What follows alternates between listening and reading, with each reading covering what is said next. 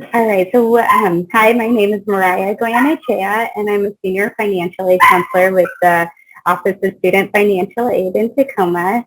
What we're going to do today is just a kind of an overview on the WASFA and what it entails.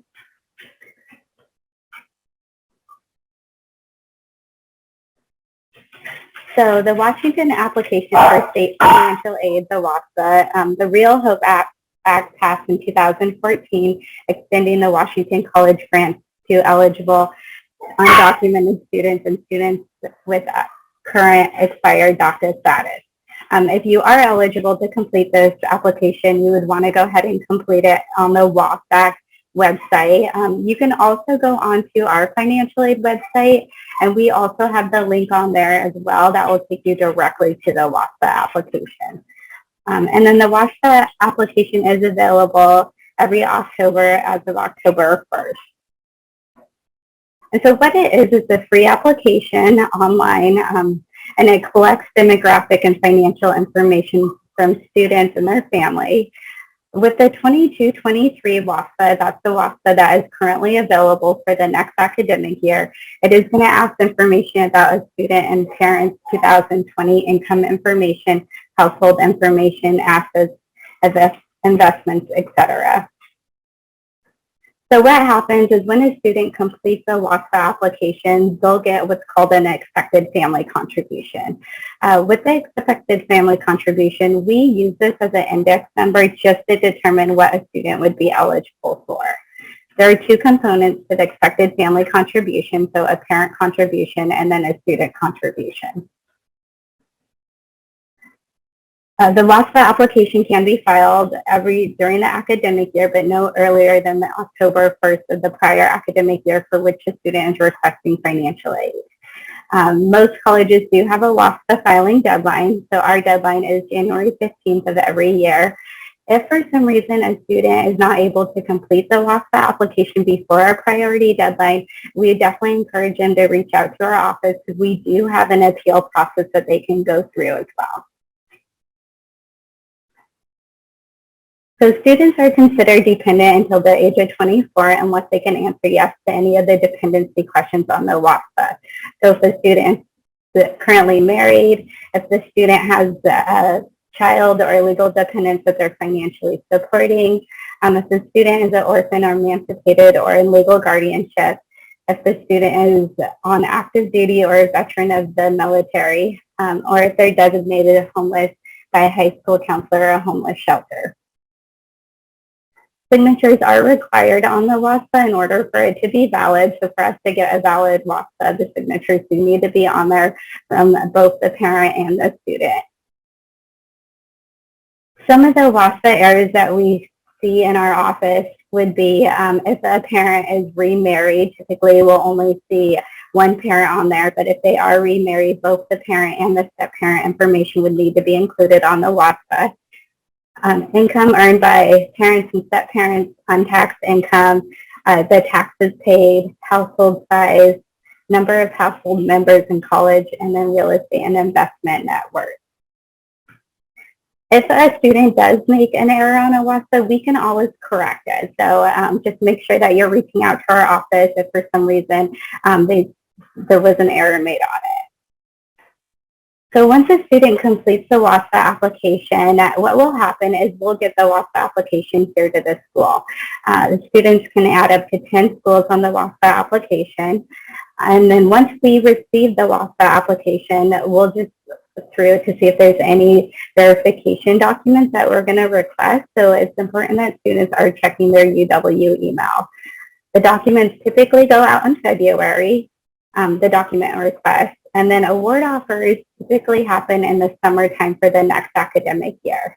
If for some reason a student isn't awarded by the summer, they're more than welcome to reach out to our office. We can take a look at their file and see what's going on.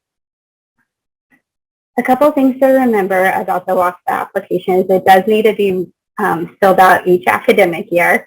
And then it also doesn't take into consideration any unusual circumstances. So if a parent has lost a job, or if a student has a job change, or if a parent had retired, it doesn't automatically take that into consideration. So it is important that students are reaching out to our office so we can help them if there's any change in financial situation. And so this is just our office hours. So students are able to reach us via phone hours, which is Monday through Friday, 10 a.m. to 4 p.m. And then students can also come into the office Monday through Thursday, 11 a.m. to 2 p.m. and on Fridays, 11 a.m. to 1:30 p.m.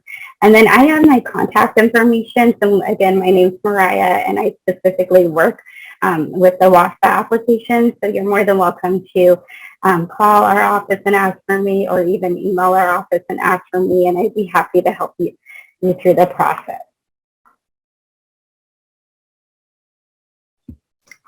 Thank you, Mariah. Does anyone have any questions? All right, I will talk. Hi, everyone. My name is Cindy Scharschmidt. I use she, her pronouns, and I'm the Director of Student Fellowships and Study Abroad in the Office of Global Affairs here at UW-Tacoma. And the part of my long job title that is relevant for tonight is the Student Fellowships part. And so I want to talk a little bit about fellowship opportunities for undocumented and documented students and point folks to some relevant resources.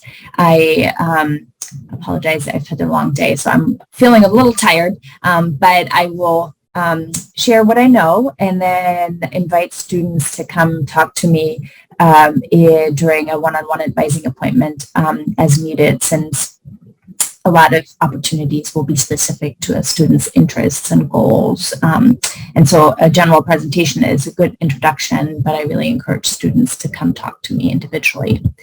I don't have a PowerPoint presentation, but I do have this handout that I'm going to talk about basically, and that I'm happy to share with folks as needed.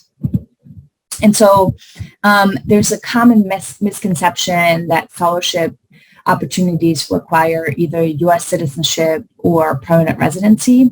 And while that is true for quite a few opportunities, there are a number of resources specifically for undocumented students as well.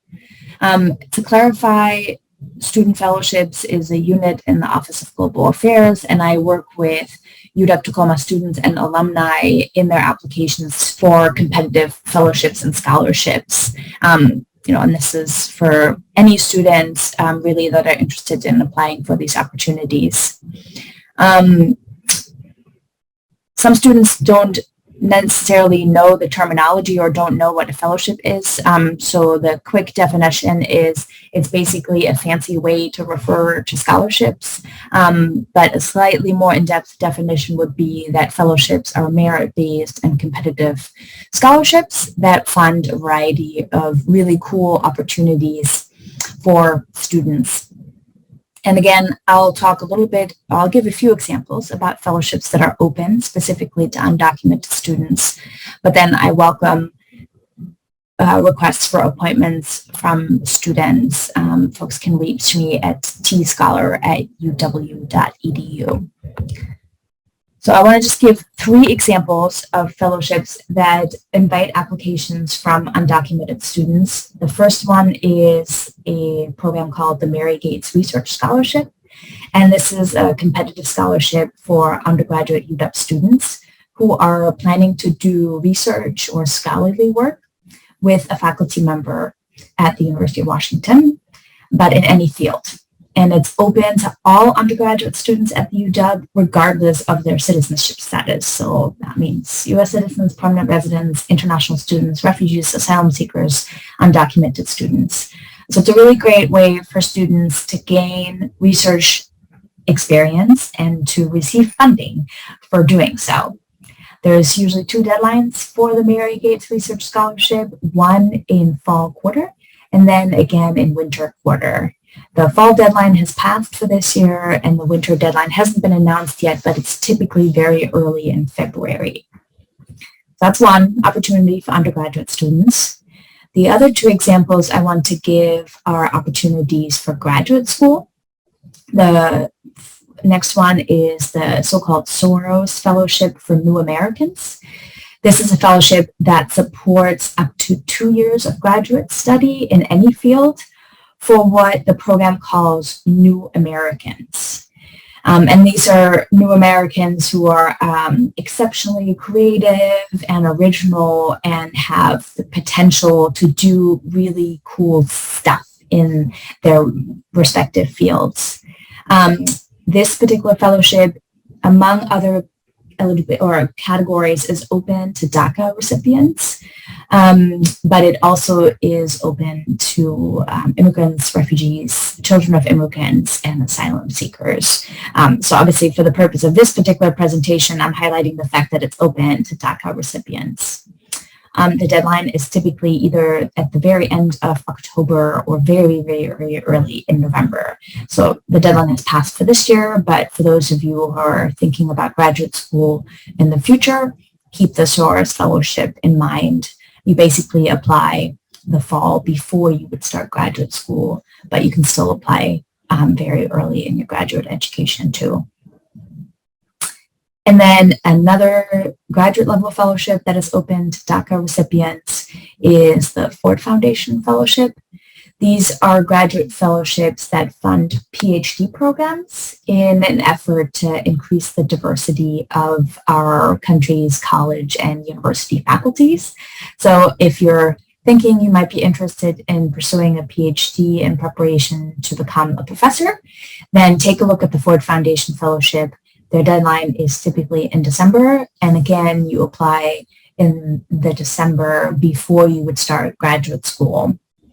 I should also note that the Ford Foundation has a number of different scholarships. The earliest is what they call a pre-dissertation fellowship, so this is kind of as you're starting your PhD program, but they have funding for later on in graduate school and even beyond as well. It's a really unique opportunity, and like I said, it's open to DACA recipients. So those are just 3 examples of fellowships that are open specifically to either undocumented students and or DACA recipients. Of course, this list is by no means comprehensive, and depending on your interests and goals, these opportunities may not be a good fit for you.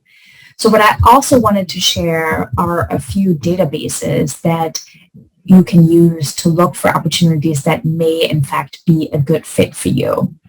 The first one is that the UW actually has a fellowships database that is a tri-campus resource, and it also includes scholarships and fellowships for undocumented students.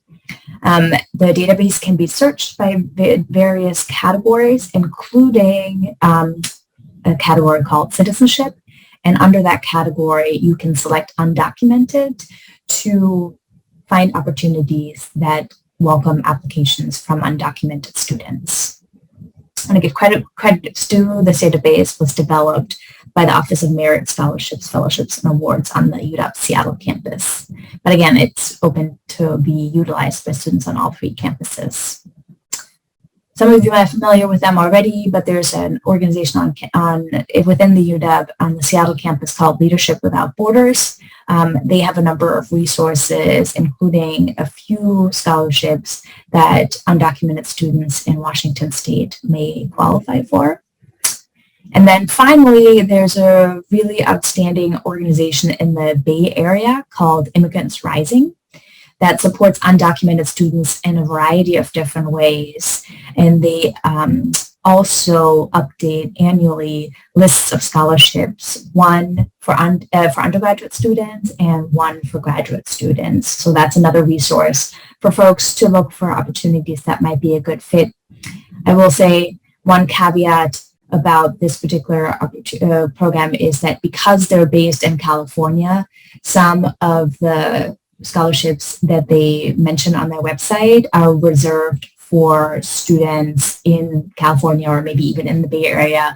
But whether that's the case, it'll be clearly indicated, and you can just skip those and look for opportunities that students in Washington can actually apply for, of which there are definitely many on those lists as well.